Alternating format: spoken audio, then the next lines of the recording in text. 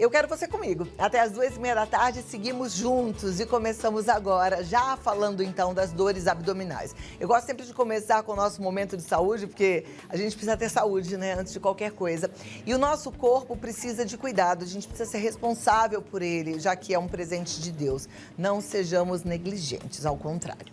Então, uma das principais queixas que chegam até o programa estão ligadas ao abdômen. Então, são os problemas digestivos, às vezes dúvidas como até em relação a alguns casos mais específicos, como pancreatite, né? E outras coisas mais. Para não ter confusão com as dores abdominais, entender até que ponto é normal e quando a gente deve se preocupar, nós convidamos o Dr. Felipe Borges, que é cirurgião do aparelho digestivo e fígado, e ele está aqui com a gente, então, gastroenterologista, e vai nos ajudar a entender tudo isso. Seja muito bem-vindo, doutor Felipe. Obrigado pelo convite. Te convido para sentar aí para a gente começar o nosso bate-papo.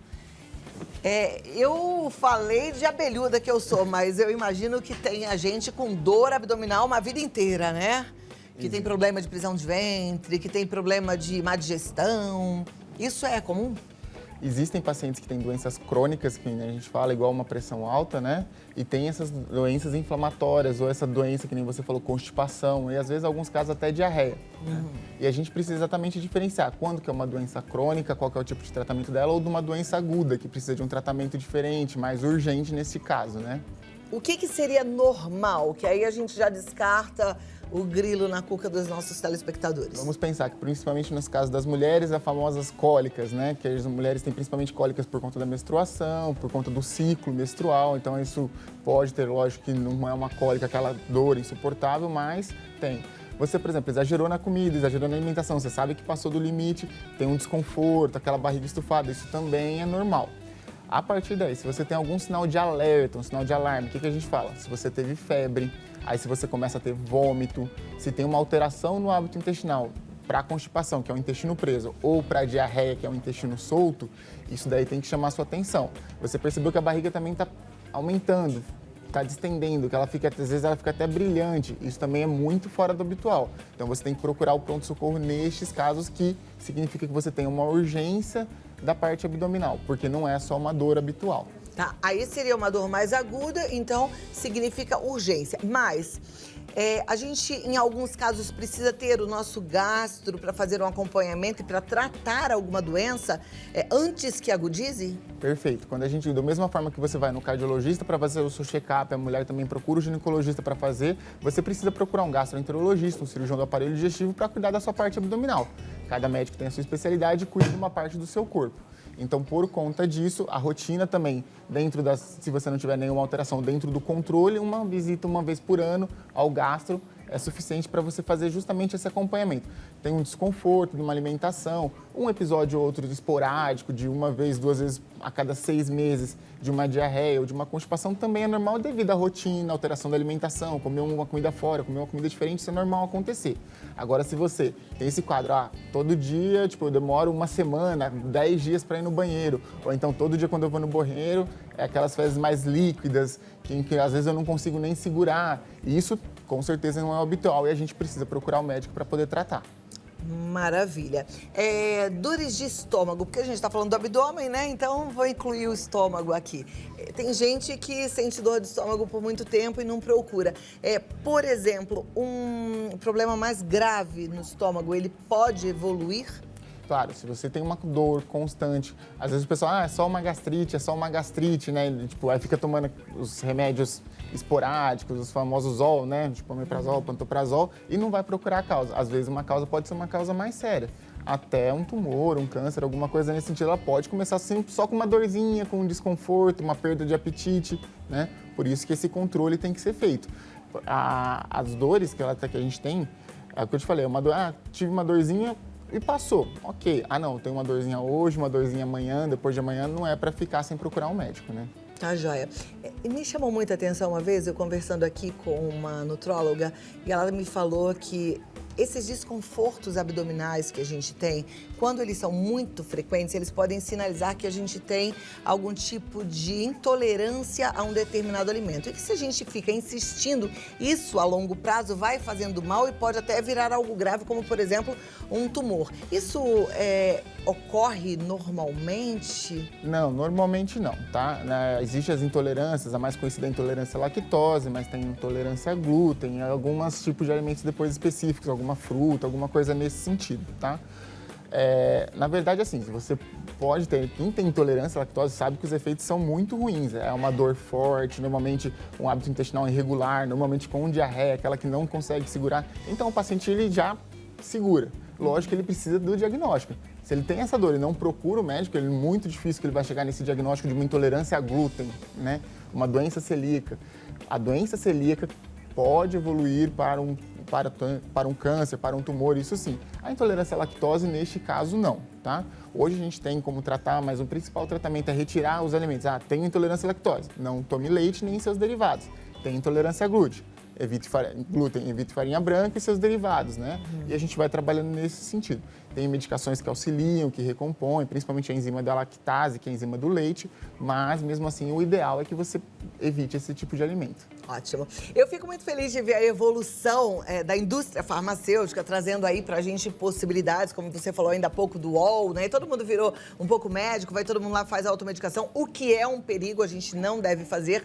Mas a gente sabe também que as pesquisas, e existe até, dentre nós leigos, uma preocupação com as controvérsias, né? Então tem um que fala, não coma glúten, o outro fala, se não comer glúten vai desenvolver intolerância, não tome leite, você pode ter intolerância à lactose, enfim.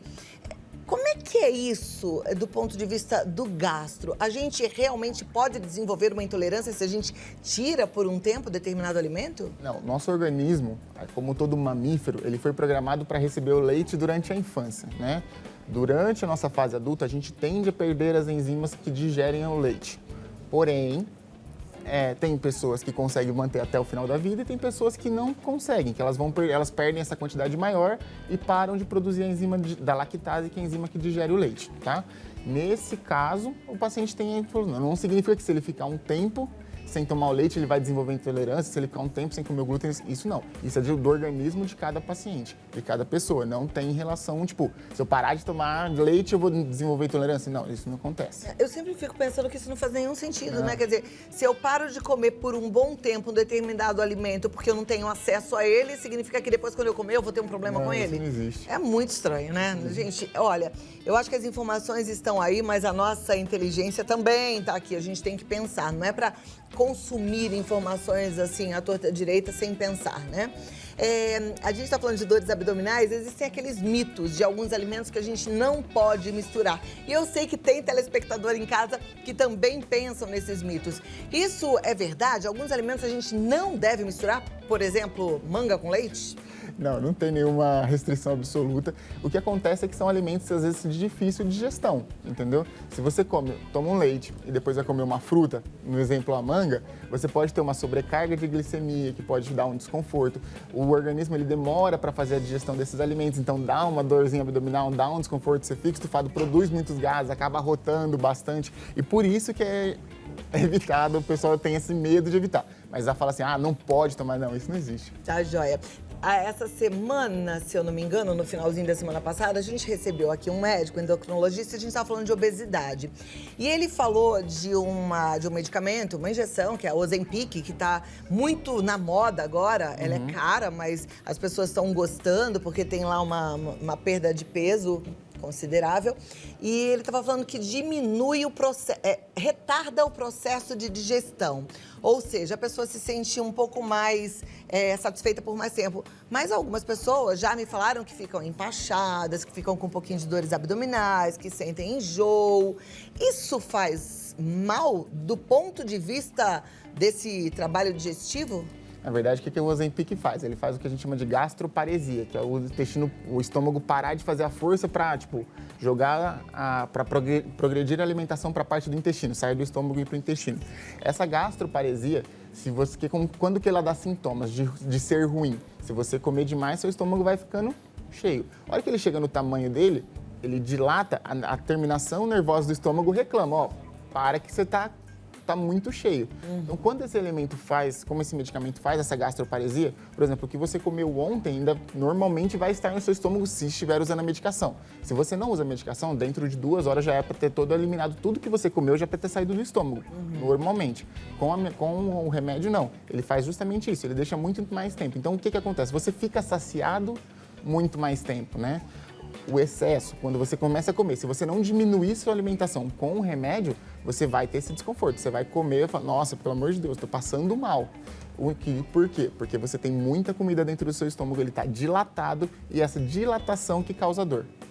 E essa dilatação, então, pode a longo prazo não ser boa, porque a pessoa vai ficar com mais fome. Exatamente. Quando ela para de comer, o estômago aumentou, ela vai querer comer mais para preencher e tocar ali na parede do estômago, né? Para mandar mensagem pro cérebro de que tá satisfeita. O que acontece com o remédio é que ele tem que ser o seu pontapé inicial para mudança da qualidade de vida, entendeu? Você não pode usar ele de bengala, enquanto eu vou tomando o remédio, porque eu vou ficar tomando remédio e vou ficar bem para sempre. Não.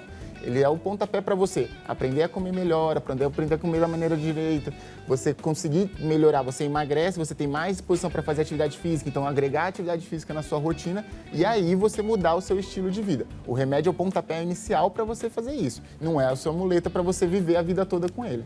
Perfeito. Até porque a gente precisa de uma alimentação boa, equilibrada. E para isso a gente tem que fazer sempre um bom acompanhamento nutricional, né? Ou a reeducação alimentar mesmo. A gente já sabe muito bem o que a gente tem que comer. Então, fazer aquilo que precisa ser feito. Até porque, gente, a alimentação tá ligada a tudo. Pele, unha, cabelo também. Muito bem. Gravei esse recadinho com o Paulinho. Hoje ele teve um compromisso, mas tá tudo ótimo, tá? Vamos para as perguntas, né? Já temos perguntas aqui. Obrigada a você que participa. Você que ainda não mandou, dá tempo de mandar, 11 9 50 45 18 40. Gente, as pessoas falam assim, o WhatsApp não tá aberto porque eu não tô vendo ali escrito online. Não precisa estar escrito online. Manda a pergunta, porque a gente recebe a pergunta da mesma forma. Claro que a gente vai escolher algumas, não dá para fazer todas as perguntas, mas pode mandar porque todas as perguntas a gente recebe. Não existe isso. Outro dia alguém me falou que o WhatsApp tá fechado. Não existe fechar o WhatsApp. Até seria bom se a gente pudesse fechar o WhatsApp, né? Mas não dá pra desligar nem de madrugada, viu? Vamos lá, deixa eu colocar aqui na tela a primeira pergunta já. É da Angelina, é de Caicó, Rio Grande do Norte. É normal ter a barriga distendida? Pode ser sinal de algum problema ou só questão estética mesmo? Depende do que a gente classifica como distendido, tá? A gente pode ter uma obesidade, que aí você tem aquele excesso da barriga, mas a barriga ela tem que ser molinha, ela tem que ser flácida. Se a sua barriga não tá mole, se ela não tá flácida, se ela parece um tamborzinho, isso não é normal. Precisa procurar o médico. Não, eu só tô acima do peso, tô com aquela barriguinha de gordura, de alimentação, mas se aperta ela é molinha, ela não tem dor. Aí não tem muita preocupação. O problema é aquela barriguinha que parece um tambor, que ela distende realmente, que ela fica... E aqueles homens que têm essa barriga de chope que parece um tambor? Eu vejo na praia, tudo durinho assim. Não, mas na hora que você aperta, ela é molinha. Então tem que dar aquela apertadinha na barriga. Na hora que você aperta, ela apertou, tá molinha, ok. Não, apertou e ela não tem. Às vezes, que nem você falou, eu vejo aqueles homens com uma barriga grande. Pode ser que ele tenha uma cirrose, aquilo seja ascite, seja líquido dentro da barriga. Aí já é um caso mais grave, mais avançado. Por isso que é sempre importante, bate, põe a mão, aperta, sentiu dor, sentiu desconforto, procura o médico.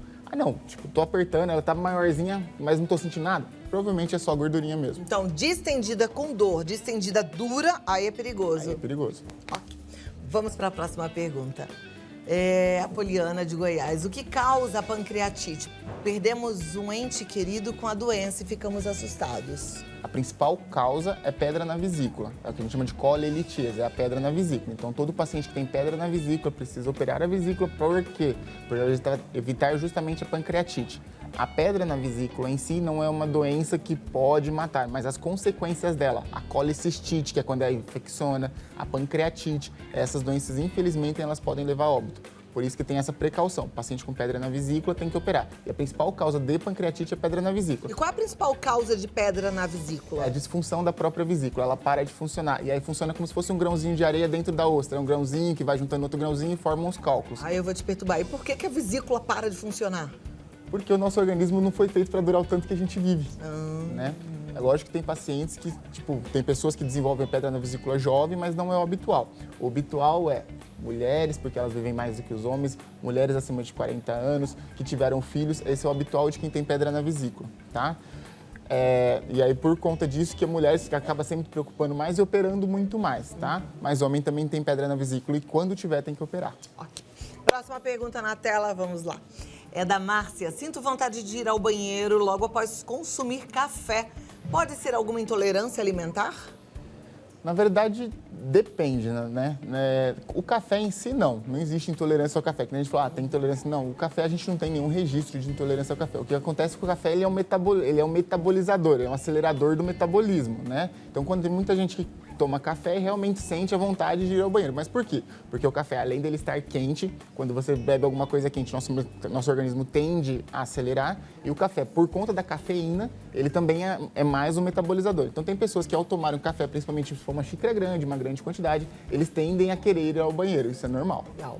Próxima pergunta, então, vamos lá. É da Cleire Mendes. A Cleire pergunta, gostaria de saber mais sobre a síndrome do intestino irritável.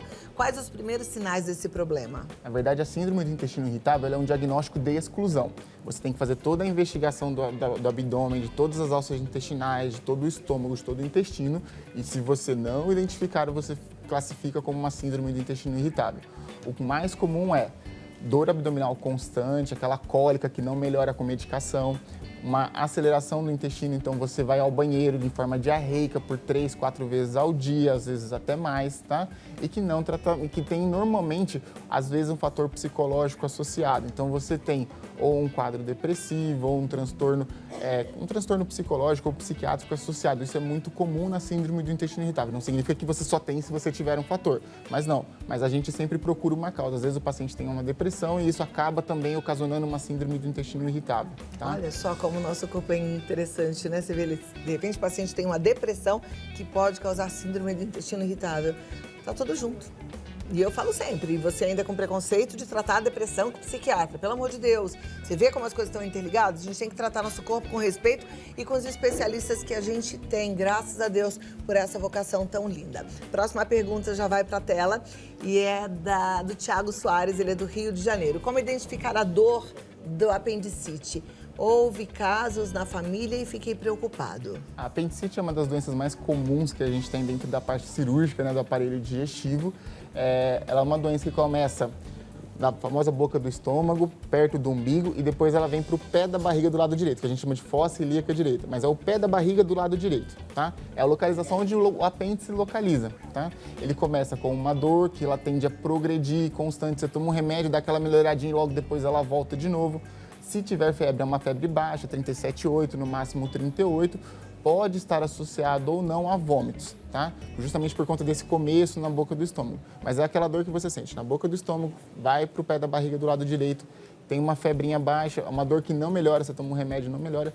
E de novo, você aperta, solta, o paciente tem mais dor na soltura do abdômen. Isso é um sinal clássico da apendicite.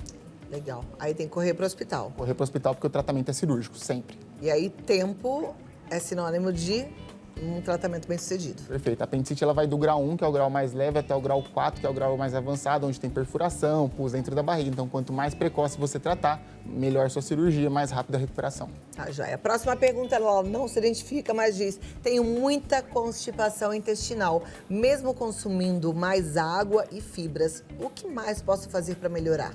Na verdade, assim, a gente precisa investigar o porquê que você tem essa constipação, né? Aí precisa passar por um exame de endoscopia, uma colonoscopia, uma enterorressonância para entender o porquê que isso está acontecendo. Se você já aumentou o seu consumo de água, aumentou os seus fibras, às vezes você precisa ver o que você precisa tirar, né? Pode acrescentar alguns alimentos como frutas, que também estimula. A gente sabe a ameixa, que é bem conhecida. A gente tem mas a ameixa, que eu já falei, que é mais conhecida. E tem algumas outras frutas também que ajudam a gente nessa digestão. Tem algumas que prendem, que você tem que evitar, tipo maçã, a gente sabe que diminui, pera. Algumas pessoas têm um intestino mais preguiçoso que outras, naturalmente? Eles têm um intestino mais lento, né? A gente não fala preguiçoso, a gente fala mais lento, mas realmente tem. O que a gente fala em termos de ir ao banheiro, eu sou constipado porque eu vou no banheiro a cada 3 dias. Ir ao banheiro a cada 3 dias não é um problema. O problema é a forma como você vai ao banheiro. Se você vai no banheiro e faz força, você pode ir todo dia no banheiro. Se você fizer força para ir no banheiro, você está indo errado. Ou então eu vou todo dia no banheiro. Que bom. Mas você vai com diarreia? Não, isso está errado também. O importante não é a quantidade de vezes que você vai ao banheiro, e sim a forma como você vai. Se você vai no banheiro a cada 2 dias, ou 3 dias até. E vai lá, senta na hora de evacuar, senta, faz sua evacuação, não tem dor, não tem força, você não precisa fazer um esforço para evacuar, tá ótimo, não tem problema algum. Maravilha. Vamos lá. Aliás, falando em força, as mulheres precisam tomar bastante cuidado com isso, inclusive força na academia, viu? A gente tem que lembrar de proteger o assoalho pélvico. Isso é bem importante. Aí tem mulher que tem hábito, porque a mãe, o pai, sei lá, quem cuidava, falava, vai, faz logo, já faz xixi rápido, vai. Aí faz força pra fazer xixi, faz força pra fazer cocô. Ou seja, você tá colocando só assoalho pélvico ali pra baixo também. A gente precisa proteger, então tem que tomar bastante cuidado. Depois eu vou dar uma dica legal pra vocês. Já até falei outro dia aqui, mas eu descobri um negócio fantástico que chama LPF. Depois eu falo. Vamos lá, doutor. Mais uma pergunta da Michele. A Michele fala assim: minha mãe teve pedra na vesícula e precisou tirar. Quer dizer que também terei? Não necessariamente, tá? Ela tem uma característica familiar, sim, que você tende a ter mais tendência de quem não tem na família, tá? Uma família que não tem pedra na vesícula. Por isso você precisa investigar. Faz uma vez por ano um ultrassom, ele é um exame excelente, ele é pouco invasivo, é só aquele gelzinho na barriga. E você consegue identificar se você tem pedra na vesícula ou não, tá? Mas precisa fazer o acompanhamento, principalmente a partir dos 35 anos de idade. Tá. E quem teve pedra na vesícula e operou, precisa ficar fazendo acompanhamento ou não? Tá Precisa livre? sempre igual todo mundo, que precisa desse acompanhamento abdominal. E ele ainda tem aquelas restriçõezinhas alimentares, que depois que você tira a vesícula, você pode passar 6 meses, 1 ano, 2 anos. O dia que você exagerar na comida, você vai sentir sua falta da sua vesícula, entendeu? Então aí, porque ela tem essa função justamente de auxiliar na digestão. Então, o dia que você exagera a sua vesícula, pode mostrar que ela tá fazendo falta. Tá, joia. Como a gente tá nesse comecinho do ano, eu sei que tem gente que tem o hábito de fazer o check-up anual e que pega o começo do ano já para realizar lá sua bateria de exames. Eu acho que é importante a gente lembrar de alguns exames ligados à sua área, né? Como colonoscopia, endoscopia. O que a gente precisa fazer e a partir de que idade? Na verdade, assim, você pode, a partir da vida adulta, você pode já começar a pesquisar, principalmente se já tiver alguma queixa inicial. Senão, a partir dos 35 anos é excelente, tá? Que é o famoso adulto agora, né? Então, a partir dos 35 anos. Os exames iniciais são uma endoscopia, um ultrassom de abdômen. Se tem alguma queixa, tem uma gastrite, tem uma queimação, vamos fazer endoscopia. Só o check-up habitual, a gente pede os exames de sangue, como parte de eletrólitos, parte do hemograma, parte do que a gente chama de hepatograma, que são as enzimas do fígado, parte de coagulação. Isso faz parte do nosso check-up junto com o cardiologista, junto com o ginecologista, da parte específica do abdômen. O ultrassom de abdômen é o exame inicial, porque eu não falei, ele é pouco invasivo, fácil de fazer, a gente encontra em praticamente todo lugar. Depois, mais invasivo, tem a endoscopia. A colonoscopia, hoje já se fala a partir de 45 anos, ou, lógico, se você tem um hábito intestinal alterado, tem muita constipação, tem muita diarreia, aí você precisa fazer antes. Do caso contrário, para investigação apenas a partir dos 45 anos. Tá, joia. É bom ficar de olho, né? Às vezes a gente, por falta de informação, não faz um exame que é tão importante, né? Muito. E é a mesma coisa. Vai descobrir um comecinho de câncer de intestino, você tem que tratar o quanto antes, né? Então é bom a gente ficar de olho mesmo. Próxima pergunta é da Tainá. Ela diz: sinto muitas dores abdominais, achava que era gastrite e descobri que já tenho cicatriz de úlcera. Como devo agir? Na verdade, você já está na fase da cicatrização dessa úlcera. O que você precisa fazer? Um acompanhamento médico para que ele possa te passar um remédio que seja um protetor gástrico para te ajudar na proteção, evitar alimentos ácidos, tá? Beber bastante água para poder ajudar o seu organismo a cicatrizar essa úlcera. Maravilha. Você falou de protetor gástrico. Tem gente que toma uma vida inteira esse Zol aí, omeprazol, pantoprazol. Pode? Não, com certeza não. A gente já tem, a maioria da população até pesquisa lá no Google, vai lá assim, posso tomar omeprazol? Ele está relacionado ao uso prolongado e sem indicação a aumento do número de câncer gástrico, entendeu? Então, se você usar ele por um longo período sem indicação, eu tomo porque se eu parar de tomar, vai que eu tenho dor. Então, não, isso não existe, tá? Você precisa fazer o uso adequado. Normalmente, o hábito, a gente trata por no máximo 3 meses. Às vezes pode prolongar por um tratamento específico. Às vezes, um caso de uma úlcera, você precisa usar até 6 meses. Mas não, essa história de usar por tempo indeterminado, isso não existe, não. Maravilha. Aqueles antiácidos efervescentes que parecem tão inofensivos, porque eles vendem assim na prateleira da farmácia, eles são inofensivos? Eles são péssimos para o estômago, tá? Os antiácidos, eles são péssimos. Por quê? Porque eles alteram a acidez muito rápida do seu estômago, ele não está preparado para isso, e aí a hora que o seu estômago, o que ele faz? Ele baixa essa acidez, você vai sentir a melhora na hora, realmente. A hora que você toma, você melhora, que é uma beleza. O problema é o posterior. Por quê? O seu estômago vai compensar, ele vai jogar mais ácido de novo para tentar entrar em equilíbrio. Então, por isso que eles são péssimos para o estômago, evitar os antiácidos, com Tá certeza. vendo? Evitar o antiácido. Aí você fala, como é que eu vou comer uma coxinha? Não come a coxinha. Ora, bolas, evita a fritura também. Gente, vamos cuidar do nosso corpo com responsabilidade, né? Doutor Felipe, muito obrigada. Foi muito bom conversar com você. Aprendemos bastante, né, gente? Olha, ele tá no gastrofig.com ou pelo Instagram dr.felipeborges. E o telefone de contato é o 11 96391 3165. Alguma consideração final? Só que nem você falou, o importante é se cuidar, procure sempre procurar um médico, faça o check-up da parte cardiológica, faça o check-up ginecológico, faça o check-up abdominal também, porque a gente também tem bastante problema no intestino, ainda mais hoje em dia com esse tanto de alimentação que a gente faz de forma equivocada. Tá, joia. Muito obrigada e até a próxima. Uma ótima tarde pra você. Muito obrigado tá pelo convite. Obrigada, doutor. Agora vamos lá, gente. A gente continua aqui o nosso Vida Melhor, aprendendo bastante, falando daquilo que pode nos ajudar nessa caminhada.